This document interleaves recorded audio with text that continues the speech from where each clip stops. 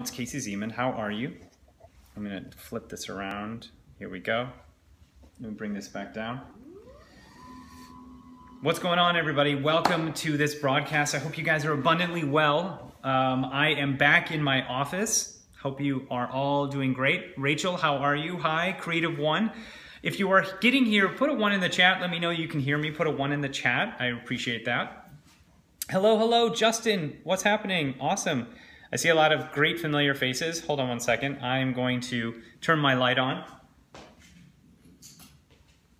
There we go. Okay. We have some light kicking now. It's on. How's everybody doing? I'm so sorry I didn't do a broadcast yesterday. I was in Morro Bay with my wife. She was doing a shoot for Lululemon, so I wasn't able. I know I didn't see you guys. I wasn't able to see you yesterday, and I was gonna do stuff, but then I got busy and didn't show it. So, but I wanted to talk about a topic today. I just finished a podcast interview. I was interviewed. And it was all about talents, our talents, and tapping into our talents. Now, if this is your first time here, do me a favor, let me know if this is your first time here by putting in the chat, teach. If you've never been here before, put in the chat, teach. And if you've been here before, put in the chat, learning. Okay, just so I know who is here. If it's someone who's been here before, if it's someone, teach. Okay, learning. So I have some new folks here and also some people that have been here before. So welcome to everyone. Let me ask you this question. Okay, this is a daunting thing.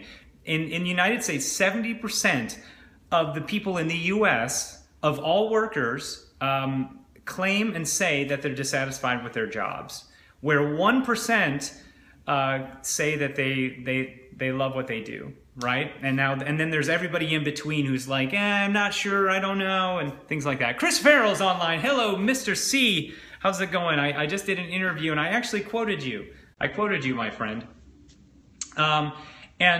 So, you know, when I did this interview, we were talking about this statistic. Do you have an idea as to why? And I'm asking you, I want to know what your belief system is as to why you think that in the United States, 70% of the people, you watch my scopes but never give me hearts, LOL. So sorry. I will give you more hearts. I like my job, but I hate my bosses. Are you Casey from Full Scope? Yes, I am, Blackout Box. How are you? Hey, Jen, Urban, Willis, what's going on? How are you? Okay, so, as I said, what do you think? Why do you think that 70% of the people in the United States that are workers hate what they do or they're dissatisfied with their jobs? And why do they do something that they're dissatisfied with? Why do you think people allow themselves to stay in a job that they don't like? And this might be you, and I want to know what you think. I am thinking it's because America hasn't enough good place for a job in small towns. I see you. Full Scope is awesome. Thank you. They don't love it. Lack of choices. Okay, that's a good one. Lack of choices. They don't know any better for money. Survival. Okay, that's another one. Fear of change. Okay, that's an awesome one. Thank you, Chris Farrell. Thank you so much. Interpersonal relationship failure. Scared, right? They need money for family, right? Most are not flowing in their passion. It's their mindset. All these are all so good. Poor mindset.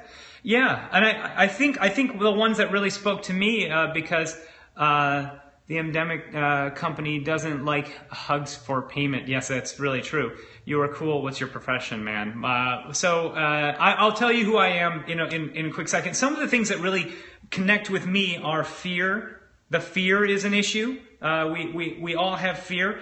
The fear of stepping out of what we believe is comfort. I think that's another one. Yeah. Fear of stepping out of what we believe is comfort. What about oil prices? Any comments? No, not at this point. I don't have any comments on oil prices. Surrounding self with wrong people. That's another one. And I thought about this. What about sacrifice? How many of you have ever heard from your parents, or I don't know how old you all are.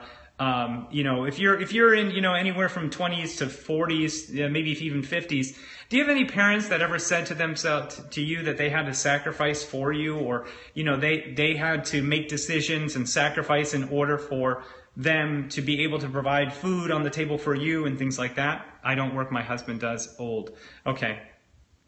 Yes, you have. Okay.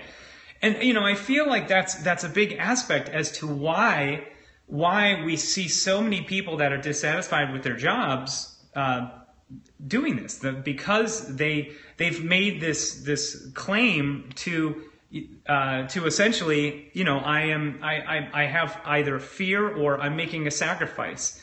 Now, what do you think? Ultimately, I think that sacrifice makes sense, but at some point, do you think that could almost be another way of making an excuse as to why they don't move into a new pathway? Because I do believe, what about work and travel programs for Russian students? Please slow down. Sorry, I talk a little fast. I do believe that there are points where we're going to have to make sacrifices in order to provide for our family, to really make sure that we're clear in our lives. I think people dislike their jobs because companies takes out of them. We take the life comfort, but won't. So I'm not getting all the questions. I'm sorry about that, but won't provide experience. No, good soul. I will look back in fullscope.tv to check these out. So I think that we have a reason. There's always a reason, and sacrifices are good, and they make sense at the time, but people tend to use them throughout their whole lives. People tend to say, I'm making this sacrifice now, here for my family. But then they get stuck in this job that they're comfortable with, and they blame it on a sacrifice. They make that excuse that I made a sacrifice. Why is it that they can't seem to step out of that? Do you see what I'm saying? They tend to make that excuse. They tend to make it an excuse here, but the reason they start is because of the fact that they're making a sacrifice. But later on, they're still saying, "Well, I made that sacrifice," but now things have changed in their lives where they don't have to make that sacrifice, and that's where fear, I think, starts to come in. Does this make any sense? Experience is demanded, but companies won't hire to teach experience. Live on a lake of comfort. Yeah. Sometimes that's what they do. They live on a lake of comfort. Tap and hold screen to slow comments in order to read them. Oh, thank you. Out of fear. Right. If you're not living your joy, you're wasting your life. But here's the problem is that we don't always have the luxury of living in joy, do we? We don't always have that luxury. Sometimes life throws a curveball. Sometimes there's death in the family. Sometimes you lose your job. Sometimes there are points where maybe your parents died and then they threw all the debt that they may have had onto you, and then you have to figure out what you're going to do at that point. So many of us go through these points in our lives where, we're forced because of the barrage of what's happening to us to make these decisions to then be kind of in a stuck, comfortable or, making that sacrifice situation.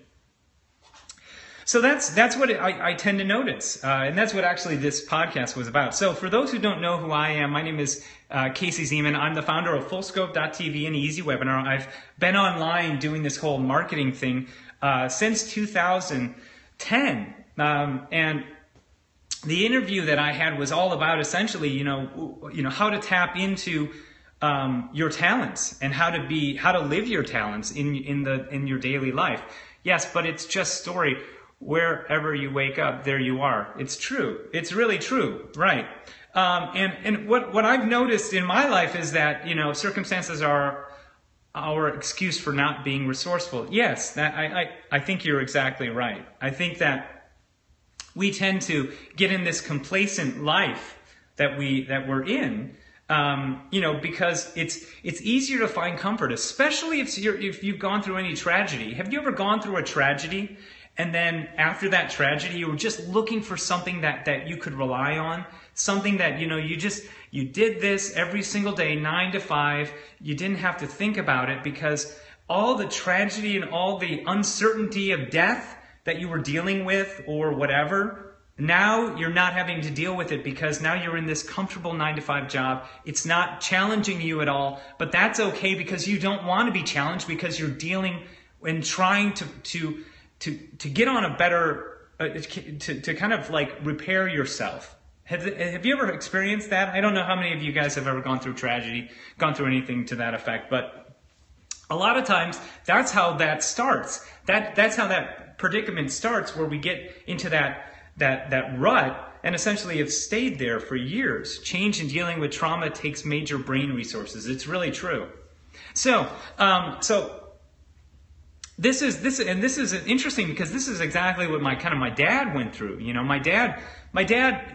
his dad died when he was like 27, 28, and after that death, my dad had to make decisions to sell all of my grandfather's restaurants, and he had like hotels and restaurants and stuff. My dad sold them all. He didn't make any money. They were all in debt.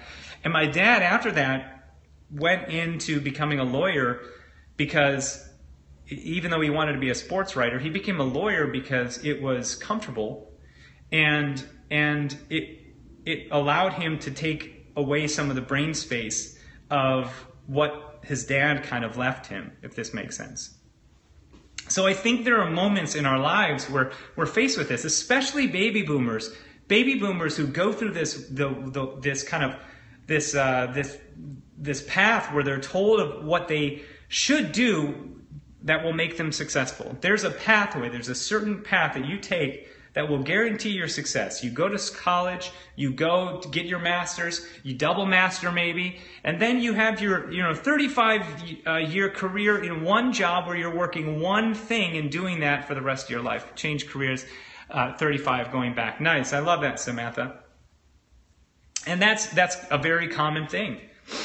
And unfortunately, a lot of baby boomers were tricked into that. They thought that was the norm. They thought that that's what they had to do. And oftentimes when I talk to baby boomers, or when I ask my mother, Mom, what would you do if you could do anything in life? She wouldn't know what she could do or what she'd want to do. She was a social worker, and she's done many good things in her life. But I ask her sometimes, Mom, what's your passion?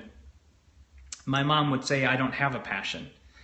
And what's interesting about that is that she was never given an option to explore that passion, and that's what's sad. That's the upsetting part of all this, is that a lot of us, the sacrifice we make and the environment that we're in, it doesn't allow that nurture, right? That nurture of what do I want to do, right?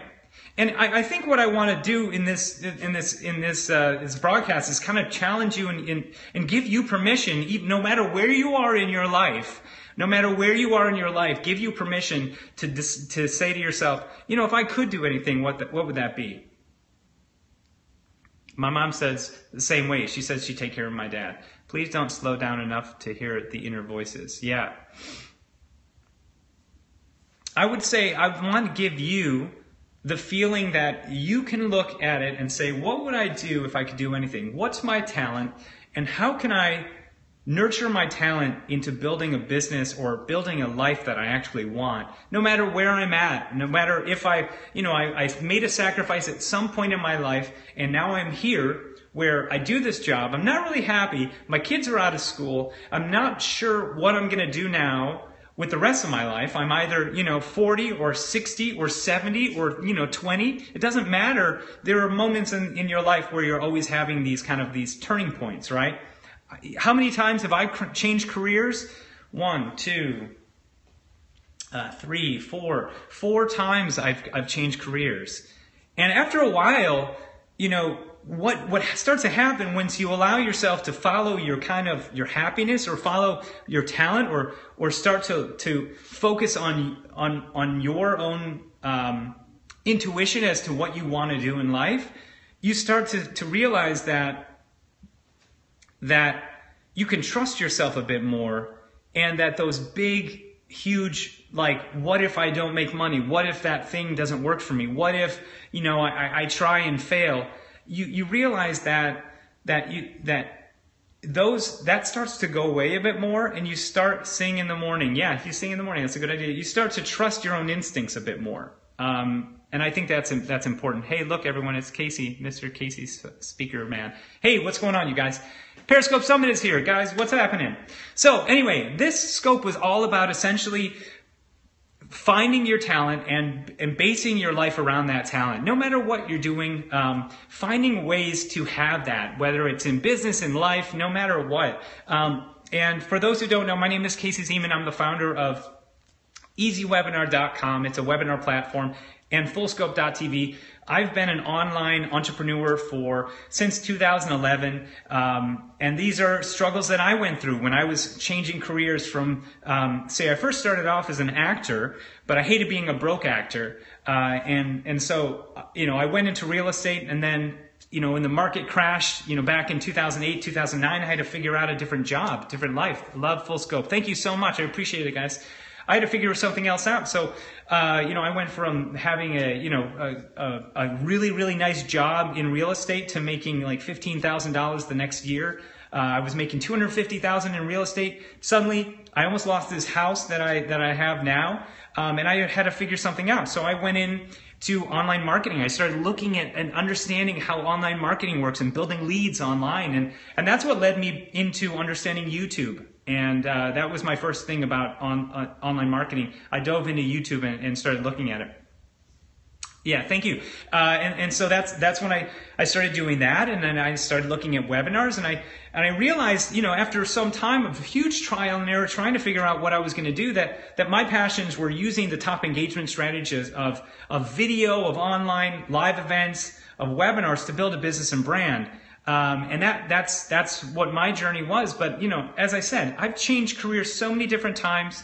That's when I started looking at doing more software. I was never a software guy, and I don't create the software that we have, people. I am more of the strategist and the thought behind it, the creative thought behind it, and then my team builds it out. But that's what we had to do, right? And as I said, I started off as an actor. An actor, and I went into opera. I was in opera. That's what I trained in. And so I did theater in Chicago, New York, and then movies and things like that. But I hated being a broke actor because even an actor, here's something you have to understand, even an actor is held to having to take jobs when it only opens to them. And so I unfortunately was always, held in this like, oh, well, where's my next job going to come from? When is this going to happen? And so even as an actor, you always can, have that fear and concern and worry. And so that's why I decided to go into a business that I created, that it was reliant on me, doing the work, and boom, it would happen. And that's also when I started understanding that I need to be comfortable being uncomfortable. And I heard this, Ty Lopez say this a few days ago, which is really incredible. Actor's life, when you haven't made it, it's stress, right? Sing your scope, Casey. I won't sing it today. But there is a point where you have to feel comfortable being uncomfortable. So, now that I have my own business, I'm the one that produces it, but then it works on autopilot. I can't stop the business because I have customers that are relying on me, and that takes an energy onto itself as well at that point. But it's that energy of I have to make sure I keep going and keep creating and keep helping people with what they're doing. That's when you base it on your true goals and aspirations, your career will take that turn into the right place. And then you don't mind being uncomfortable. You don't mind working hard. You don't mind working till 2 a.m. How are you? I'm doing okay. How are you? So thank you guys so much for coming. Yes, you are the producer, director, writer, and author of your own life. Comfortable energy. Uncomfortable makes you stay creative. That's exactly right. You have to feel comfortable being uncomfortable.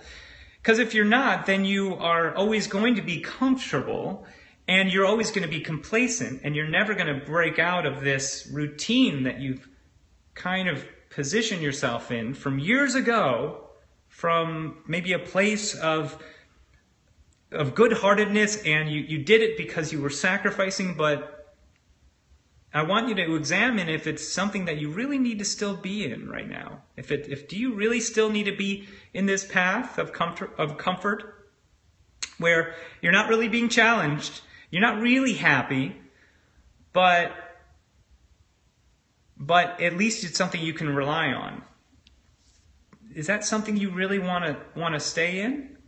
And I leave that to your own self to make that decision. When in your passion, work is play, even if difficult play. Yeah, exactly. It's really true. It's really true. Anyway, thank you guys so much. If you would like to share this particular broadcast, you can click the little Perry guy here that's spouting the hearts off his head. Or if this is your first time to one of my Periscopes, you can of course follow me. And I really appreciate it. You guys all rock. For those who are Periscope people that are trying to build a business and brand on Periscope, build a community on Periscope, you can actually use my software, fullscope.tv. It's free. You can use it to actually start understanding who your audience is that you're broadcasting to. You can actually follow up with them, share and tweet out to them, just like Blackout Box did for me, and you connect with them. And that's my mission, to of course continue to provide training and tools that will help you grow your business and help you step out of this kind of, comfortable path that you may have created from a very good reason, but now it might be time for you to break out of it and start following a little bit more of what drives you, what motivates you, your actual gifts that you've been given. So thanks for popping into my scopes. Of course, Tawana, thank you for popping into mine. Casey, I have multiple accounts. Can I use all of them with full scope? You can. You just have to log out and log back in. Casey, you're amazing. I appreciate your info in the community you are building. Thank you so much. Thank you. Comfort equals complacency, which equals decay. Agreed. You go into Summit? Yep, I'm going to be there. I see you via full scope. Yes. So you go into full scope and you see that I'm in I come into your broadcasts. Yeah, that makes sense. Well, you all, thank you. Where is full scope? If you go to fullscope.tv, you can get access. I'm in Fullscope with real name. I think I need to create another account to join Fullscope. You could create another one. Just all you have to do is log out of Twitter, because we authenticate with Twitter. So you log out with Twitter and log back in. That's how it works.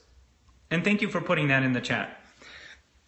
The other thing I will say is, if any of you are interested or at a point in your business where now you're trying to, you maybe are starting to build a community and you want to know how to go in and actually start selling your products and services, maybe you're coaching, and start actually selling. If you're at that point, then you can actually go to my webinar course if you'd like. It's a free webinar course. It's called WEBINARMINICOURSE.com. And I tell you, hands down, I never made any money online until I started using webinars, and that's why I created the course, and that's why I created Easy Webinar, which is a software that does live and automated webinars. So if you want to learn about that, you can go to WEBINARMINICOURSE.com. Someone can type it in. That'd be great. Are you in special agreement with Periscope? I thought their API is locked. Their API is not public. We have the API. They know we've used it, and they have said, as long as you're responsible using it, Casey, feel free to continue using it. So we just have to stay responsible with it.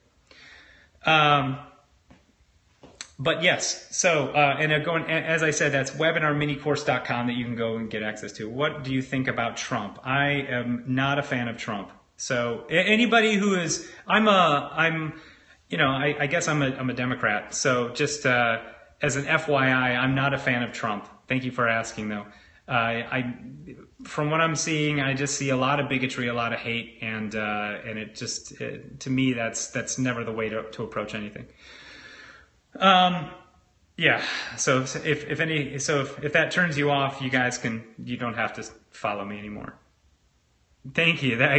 Exactly, Seth. There we go. That's the kind of, yeah. Okay. Anyway, I appreciate it. Thank you for putting in webinar mini course. And of course, as I said, you guys can go to fullscope.tv. I never got into politics because of all the mudslinging, but I don't judge. Yeah, thank you. Yeah, and I try not to as well. But just listening last night, I just wasn't feeling it. Yeah. Anyway, I try not to get too much into politics, but I think we all have to, because this is our world. I mean, if you start thinking about what happened, if you start thinking about 1930s Germany, what did Germans do when Hitler was taking over? They probably weren't necessarily focused so much on the fact that, there was this new guy, he's going to take over, and, he has this problem with Jews, but, maybe it won't be a big problem. It's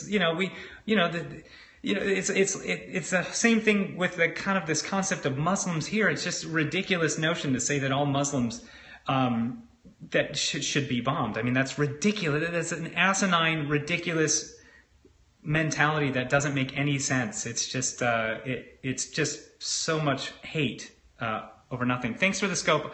I got to record a video for a client. Awesome, you guys. I will talk to you soon. Sorry to get a little political there, or a little even, you know, sharing my insights, but that's kind of my belief. But thank you for someone who actually asked that. Impressed by that. I will talk to you guys very soon. Thank you again, and hope to see you in the next scope. All right? Yes, thanks for fullscope.tv. Yes, awesome. Scope for justice. Woohoo! All right, I'll see you later. Take care. Bye-bye.